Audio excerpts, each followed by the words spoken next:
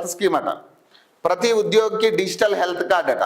ప్రమాదవశాత్తు మరణిస్తే 1,20,00,000 అట. సహజ మరణానికి 10 లక్షలట. వైద్య ఆరోగ్య శాఖ కీలక మార్పులకు కమిటీ అట.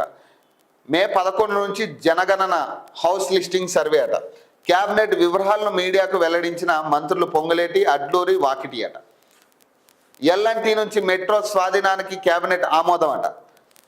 రాష్ట్రంలో ప్రభుత్వ ఉద్యోగులు, పెన్షనర్లు ఎంతో కాలంగా ఎదురు చూస్తున్న క్యాష్లెస్ హెల్త్ స్కీమ్కు మంత్రివర్గం గ్రీన్ సిగ్నల్ ఇచ్చింది. సోమవారం సచివాలయంలో సీఎం రేవంత్ రెడ్డి అధ్యక్షన సుమారు 5:30 గంటల పాటు కేబినెట్ సమావేశం జరిగింది. ఈ మీటింగ్కు వ్యవసాయ శాఖ మంత్రి తుమ్మల నాగేశ్వరరావు మినహా మిగిలిన మంత్రులంతా హాజరు కాగా పలు కీలక అంశాలపై చర్చించి నిర్ణయాలు తీసుకున్నారు.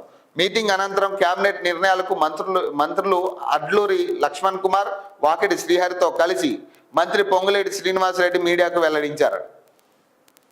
ఉద్యోగుల ఆరోగ్య, ఆర్థిక భద్రతకు పెద్దపీట వేస్తూ దేశంలో ఆదర్శవంతమైన కొత్త పథకాలకు ఆమోదం తెలిపినట్లు చెప్పారు.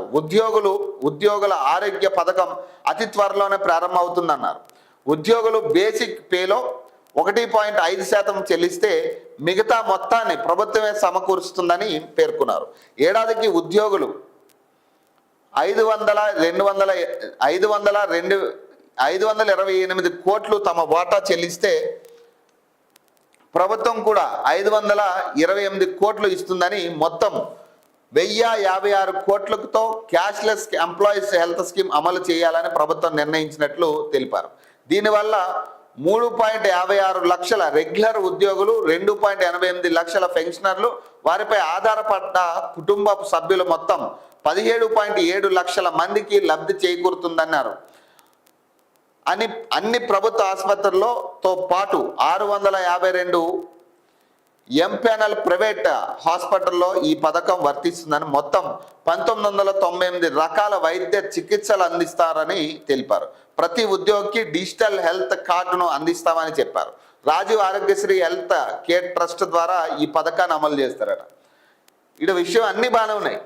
ఇప్పుడు ప్రమాదవశాత్తు ఇస్తానన్న 1,20 లక్షలు కావచ్చు, లేదా సహజ మరణానికి సంబంధించి 10 లక్షలు కావచ్చు, లేదా ఇంకేదైనా ఇప్పుడు హెల్త్కి సంబంధించి సపోర్ట్ కావచ్చు, ఏదైనా కానీ ఇక్కడ ఒకటే విషయం, ఇప్పుడు రిటైర్ ఎంప్లాయీస్కి సంబంధించి బెనిఫిట్స్ కొన్ని ఉన్నాయి. పాపం వాళ్ళు దాచుకున్న పైసలు అవన్నీ కూడా ప్రభుత్వ పైసలు కాదు. మరి వాటికి సంబంధించి కూడా కీలక అప్డేట్ ఇవ్వాలి కదా మీరు. అది ఎప్పుడు ఇస్తారు? సరే, హెల్త్ స్కీమ్లు అంటే ఖచ్చితంగా ఇది సపోర్టే. ఇప్పుడు రిటైర్ ఎంప్లాయీస్కి కావచ్చు, గవర్నమెంట్ ఉద్యోగాలు ఎప్పటి నుంచో వెయిట్ చేస్తున్న స్కీమ్లు ఇవన్నీ కూడా హెల్త్ స్కీమ్లు. సరే, ఇప్పటికైనా దాన్ని అమలు చేస్తున్నారు, సంతోషం. కానీ ఇంకా బెనిఫిట్స్ పొందాల్సిన వాళ్ళు పాపం ఇప్పటికీ మరణాలకు గురవుతా ఉన్నారు. కీలక మంత్రుల దగ్గర పనిచేసిన వాళ్ళు కూడా ఉన్నారు. ఇప్పుడు ఆ రిటైర్ ఎంప్లాయీస్లో కీలక మంత్రి శాఖల దగ్గర పనిచేసి, ముఖ్యమంత్రుల దగ్గర పనిచేసి చాలామంది ఇబ్బందులు పడుతున్న వాళ్ళు ఉన్నారు. వాళ్ళు దాచుకున్న పైసలు అవన్నీ కూడా. ఇప్పుడు రిటైర్ బెనిఫిట్స్ అంటే ఏదో గవర్నమెంట్ అకౌంట్ నుంచి తీసి ఇవ్వాల్సిన పైసలు కాదు అవి. వాళ్ళు సొంతంగా ఉద్యోగం చేసేటప్పుడు పిఎఫ్లని, డిఎఫ్లని దాచుకున్న పైసలన్నీ ఇప్పుడు ప్రభుత్వం దగ్గర ఉన్నాయి. వాళ్ళు దాచుకున్న పైసలు వాళ్ళ జీతం నుంచి కట్ అయ్యి వాళ్ళు దాచుకున్న పైసలు అవన్నీ కూడా. మరి ఆ పైసలన్నీ ఎటుపోయినాయి? కనీసం అదైనా చెప్పండి రా బాబు అంటున్నారు వాళ్ళు. కనీసం మీ పైసలు ఏం చేసిరని అదైనా చెప్పండి. ఎంతకాలం మేము ఇంకా రోడ్లు పట్టుకుని తిరగాలనే కాడికి వాళ్ళు ఉన్నారు పాపం. ఇప్పటికీ చాలామందికి ఆరోగ్యం క్షీణించి చనిపోతూ ఉన్నారు. బిడ్డ పెళ్ళి కానీ, లేదా కొడుకు హయ్యర్ స్టడీస్ కానీ, లేదా ఇల్లు కట్టుకోవాలనో, లేకపోతే ఇంకెన్నో ఆశలతో వాళ్ళ పైసలు దాచుకున్నారు. ఆ పైసలు వస్తే ఈ పని అవుతుంది అనే కాడికి చాలా ముఖ్యమైన పనుల్లో పెట్టుకున్న వాళ్ళు ఉన్నారు. రిటైర్ తర్వాత హ్యాపీగా జీవించాల్సిన టైంలో వాళ్ళని ఆర్థిక సంక్షోభానికి తీసుకొస్తా ఉంది ప్రభుత్వం. ఆర్థికంగా ఇబ్బందులు పెడతా ఉంది ప్రభుత్వం. ఖచ్చితంగా ప్రభుత్వం ఇబ్బందులు పెట్టే ప్రయత్నమే ఇది. వాళ్ళ పైసలు వాళ్ళకి ఇవ్వడానికి ఏం ఒరిగింది?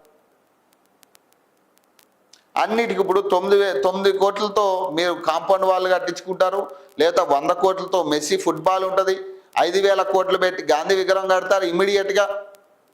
కానీ 10,000 కోట్లు అనేది మీకు కనపడదు. అది 10,000 కోట్లకింట ఇంకా తక్కువే ఉంటుంది. అది మీరు క్లియర్ చేయాలనుకుంటే పెద్ద విషయం కాదు గవర్నమెంట్కి. అది వాళ్ళు దాచుకున్న పైసలే కదా. గవర్నమెంట్ సెపరేట్ బడ్జెట్ కేటాయించో లేకపోతే అప్పులు తెచ్చో చేయాల్సిన పని లేదు. వాళ్ళు దాచుకున్న అకౌంట్లో ఉన్న పైసల్ని వాళ్ళకి ఇవ్వాల్సిందే గవర్నమెంట్ అకౌంట్ నుంచి వాళ్ళ పైసలు ఏవైతేనో అవి ట్రాన్స్ఫర్ చేయాలి. కానీ అవి ఎందుకు చేయట్లేదు మరి? ఆ పైసలు ఎటు పోయినాయి మరి?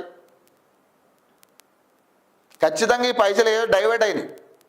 లేకపోతే ఇన్ని నెలలుగా వాళ్ళు ఇంతగానం అడుగుతూ ఉంటే ఒక పక్క గవర్నర్ దగ్గర నిరసన చేయడం, మళ్ళీ సెక్రటరేటు, ధర్నా చౌకు, ఎట్లా పడితే అట్లా రోడ్లు పట్టుకుని తిరుగుతూ ఉన్నారు. ఇంతమంది చనిపోతున్నా ఎందుకు ప్రభుత్వం చెల్లించట్లేదు? ఆ పైసలు అకౌంట్లో లేవు. మరి ఆ పైసలు ఎటు పోయినాయి?